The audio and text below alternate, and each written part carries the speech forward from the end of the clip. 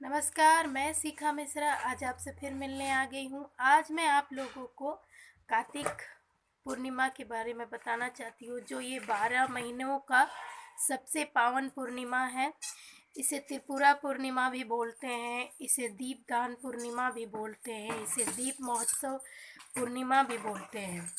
कहा जाता है जब भगवान विष्णु ने देवउठान के दिन जब वो उठे और उनके स्वागत के लिए पूरी जगह पे दीप जलाया गया और इसे दीपों से भगवान विष्णु का स्वागत किया गया, उनकी पूजा की गई और इसलिए इस पूर्णिमा को दीप पूर्णिमा भी बोलते हैं।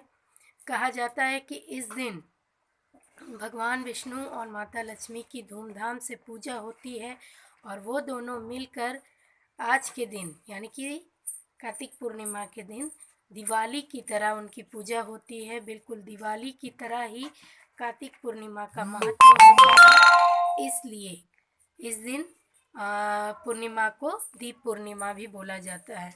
भगवान विष्णु की कथा सुनी जाती है यानी कि सत्यनारायण भगवान जी की, और उनकी पूजा होती है। कहते हैं कि अगर पूरे कार्तिक आप सुबह स्नान ना भी करें और पूर्णिमा के दिन ही स्नान करके पूरे विधि विधान से विष्णु भगवान माता लक्ष्मी की पूजा करेंगे तो आपको पूरे कार्तिक भर का आशीर्वाद मिलेगा। कहते हैं आज के दिन सत्यनारायण कथा पढ़ने से और महाप्रसाद बनाने से और उसे लोगों में बांटने से आपको बहुत ज़्यादा पुण्य मिलता है। तो इस दिन आप लोग अगर हो सके तो कथा ज़रूर कीजिएगा, पूजा ज़रूर कीजिएगा। इस दिन भगवान शिव ने एक असुर को मारा था, इसलिए इसे त्रिपुरा पूर्णिमा भी बोलते हैं। कहा जाता है कई वर्षों पहले कि एक त्रिपुरा असुर था, उसने ब्रह्मा जी से आशीर्वाद पा लिया था कि उसे कोई भी मानव दानव पशु पक्षी कोई भी ना मार पाए। तो वो इसका फ़ायदा उठाकर अत्याचार करने लगा, वो जानवरों तक भी अत्याचार करने लगा, स्वर्ग को छीनने लगा, इंद्र को परेशान करने लगा और देवताओं को, ताकि उसे कोई ना मार पाए। तब जाके इसका हल ढूंढने के लिए सभी कोई ब्रह्मा जी के पास गए। ब्रह्मा जी ने कहा मैं तो उनसे वरदान दे चुका हूँ, इसलिए इसका तोड़ मेरे पास नहीं है, लेकिन आप लोग भगवान शंकर के पास जाइए, वही इनका कुछ तोड़ निकालेंगे और कुछ करेंगे। सभी देवी देवताओं पशु पक्षी जानवरों सब मिलकर भगवान शंकर से आराधना करने लगे और उन्होंने उन्हें कहा कि हमें इस दुष्ट से बचाइए, इस पापी राक्षस से बचाइए जो पूरी दुनिया में आतंक फैला रखा है। तब जाकर भगवान शंकर ने त्रिपुरा असुर को मारा, उसका वध किया और तब भगवान शंकर का भव्य स्वागत किया गया और उस दिन यही कार्तिक पूर्णिमा था, इसलिए इसे त्रिपुरा पूर्णिमा भी बोला जाता है, क्योंकि भगवान शंकर ने उन्हें उसे मारा और वध किया और सभी से मतलब उस असुर से सभी को मुक्ति दिलाई। कहते हैं कि आज के दिन यानी कि कार्तिक पूर्णिमा जो सबसे महान पूर्णिमा होता है, इस दिन चंद्रमा भगवान की भी पूजा की जाती है। शाम को चंद्रमा भगवान के सामने भी एक दिया जलाया जाता है, उनको अर्घ्य दिया जाता है। कहते हैं कि भगवान भोलेनाथ का इस दिन मंदिरों में जाकर यानी शिवलिंग पे जल चढ़ाया जाता है, दूध चढ़ाया जाता है और 108 बार उनकी परिक्रमा की जाती है। अगर आप 108 बार परिक्रमा ना करें तो ओम नमः शिवाय का जाप इस दिन किया जाता है पूरे 108 बार। तो अगर आपका पॉसिबल हो सके तो आप कर लीजिएगा। इस दिन पीपल पेड़ पे यानी कि कार्तिक पूर्णिमा पे माता लक्ष्मी का वास होता है, बिल्कुल एकदम साक्षात वास होता है। तो इसलिए लक्ष्मी माता की पूजा इस दिन पीपल पेड़ के नीचे ज़रूर करनी चाहिए। अगर हो सके तो सूर्योदय से पहले ही कर लीजिए और अगर नहीं पॉसिबल है तो आप लोग सूर्योदय यानी कि 8 बजे तक आप लोग कर सकते हैं। उसके बाद पीपल पेड़ के चारों दिशाओं में एक एक दिया आप लोग जला लीजिएगा।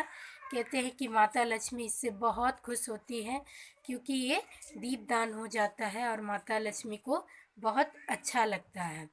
और उस दिन माता लक्ष्मी को मीठा दूध यानी कि कच्चा दूध लीजिएगा, उसमें मिश्री घोलिएगा और हल्दी, इसे माता लक्ष्मी को आप लोग पीपल पेड़ में अर्पित कीजिएगा माँ लक्ष्मी का आह्वान करके। इससे माता लक्ष्मी बहुत प्रसन्न होगी और आपको कभी भी धन की कमी नहीं होगी। कहते हैं कि आज के दिन, पूर्णिमा के दिन शाम को चंद्रमा भगवान को अर्घ्य देना चाहिए, तो आप लोग दे लीजिएगा। कच्चे दूध से भगवान चंद्रदेव को अर्घ्य देना चाहिए। और अपने द्वार पे यानी कि अपने द्वार पे इस दिन आम के पत्ते का आपको तोरण बनाना चाहिए, उसमें स्वास्तिक लिखना चाहिए, ओम लिखना चाहिए और हो सके तो कुमकुम या हल्दी से आप लोग स्वास्तिक बनाइएगा, इससे आपको बहुत अच्छा पुण्य मिलेगा। कहते हैं आज के दिन लक्ष्मी माता का दिन होता है, विष्णु भगवान का दिन होता है, तो आज के दिन अगर आप रंगोली बनाएंगे तो जितनी दिवाली दिन की महिमा होती है उतना ही पूर्णिमा दिन की भी महिमा होती है। सत्यनारायण की कथा सुनी जाए तो यज्ञ हवन जरूर करनी चाहिए। इससे आपको यज्ञ हवन करने से जो भी उसका धुआं होता है चारों तरफ फैलने से नकारात्मक शक्तियों का नष्ट हो जाता है और अच्छी चीज़ें आपको मिलती, यानी एक एनर्जी मिलती है, सकारात्मक एनर्जी मिलती है। इसलिए आपको इस दिन भगवान विष्णु की कथा जरूर करनी चाहिए। अपने घर को इस दिन साफ सुथरा रखना चाहिए। अगर आप हो सके तो पीले वस्त्र पहनकर माता लक्ष्मी की पूजा कीजिएगा तो बहुत अच्छा है। शाम में दीपदान, जैसे कि गौशाला हुआ, नदी हुआ, कुआं हुआ, जिसके आसपास पे गंगा नदी है तो बहुत अच्छी बात है, आपको दीपदान वहाँ ज़रूर करना चाहिए। अगर किसी के यहाँ गंगा नदी नहीं है तो तालाब हो, तालाब नहीं है तो कुआं है तो कुएं के आसपास भी दिया ज़रूर जलाना चाहिए।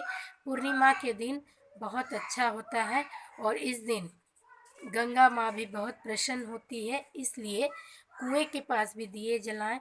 कहते हैं कि इस दिन पूर्णिमा के दिन भगवान विष्णु को तुलसी का हार देना, यानी उन्हें तुलसी का हार बनाकर पहनाने से बहुत अच्छा होता है और भगवान विष्णु की कृपा साल भर बनी रहती है आपके यहाँ। और हो सके तो गुलाब फूल भगवान विष्णु को और लक्ष्मी माता को अर्पित कीजिएगा तो आपके लिए और भी अच्छा होगा, क्योंकि कार्तिक पूर्णिमा बहुत महान पूर्णिमा होती है।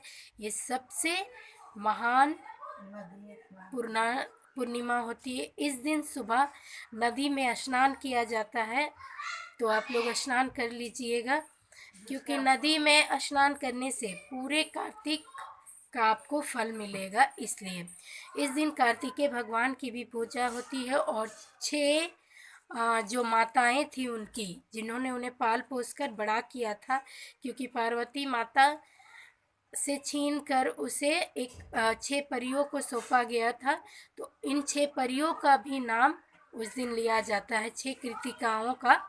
तो उन माताओं का भी आप लोग नाम ले लीजिएगा और उनकी भी पूजा करनी चाहिए, जिससे आपको कार्तिकेय भगवान और उन माताओं यानी 6 माताओं का भी आपको आशीर्वाद मिलेगा। भगवान विष्णु को तुलसी के पत्ते ज़रूर अर्पित कीजिएगा। अगर उनका कोई प्रसाद बन रहा है, जिसे पंचामृत भी बन रही है, तो उसमें तुलसी के पत्ते आप लोग ज़रूर डालिएगा। तो ठीक है, कार्तिक पूर्णिमा की यही बातें थी जो मैंने आपको बता दिए। आगे भी मैं आप लोगों को कुछ कुछ जानकारियाँ देती रहूँगी।